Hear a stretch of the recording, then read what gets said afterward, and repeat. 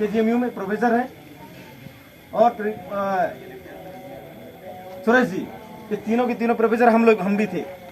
तो कई लोग पूरे प्रदेश से मिलकर वहाँ पर गए, कि बाबूजी के पास गए कि बाबूजी आपके रहते हुए अगर ये भारतीय जनता पार्टी की सरकार में आप हैं मंत्री, और आपके रहते हुए कि अगर हमारा आरक्षण ये लोग खाए जा रहे हैं तो आपके रहने का मतलब क्या है।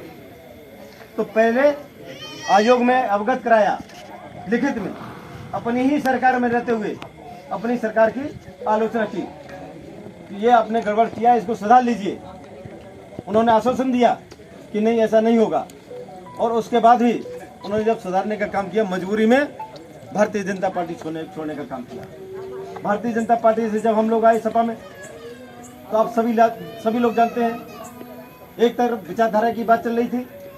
तो जब विचारधारा की बात करते थे माननीय मौर्य जी, शोषित दलित अल्पसंख्यक के लिए बात करते थे, जो धार्मिक रूप से हम लोग को पिछाड़ा गया उसकी बात करते थे।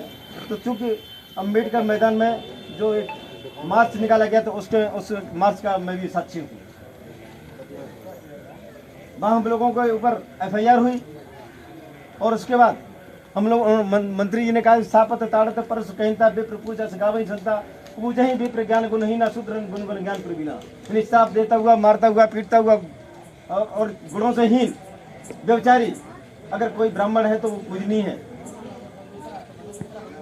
और शूद्र अगर कोई गुणवान है, शीलवान है, पढ़ा लिखा है तो पूजनीय नहीं है। हम लोगों ने इसका विरोध किया, और जब इसका विरोध करते हैं माननीय अखिलेश यादव जी अपने कार्यालय में शालिग्राम की पूजा कराते हैं। तो दोनों विचारधारा एक साथ नहीं चल सकती थी।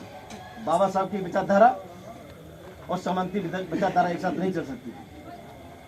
तो हम लोगों को रास्ता अलग करना पड़ा, मजबूरी में किया, क्योंकि विचारधारा से हम लोग समझौता नहीं करते हैं। कहीं पर ही आपने देखा होगा कि कुछ भी हो जाए, और माननीय स्वामी प्रसाद मौर्य जी के पास अभी 6 साल का समय था, MLC बन के रह सकते थे।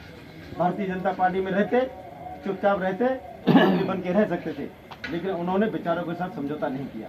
ये हम आप सभी लोगों को इसलिए बताते हैं, बाबा साहब अम्बेडकर ने अपने ही लोगों का आलोचना की थी, जो 11 लोगों को भेजा था। जब वो काम नहीं किया तो उनकी आलोचना की। माननीय बहन जी जब भटक गई तो हम लोगों को भी मजबूरी हो गई, इधर आना पड़ा। हमारे जितने भी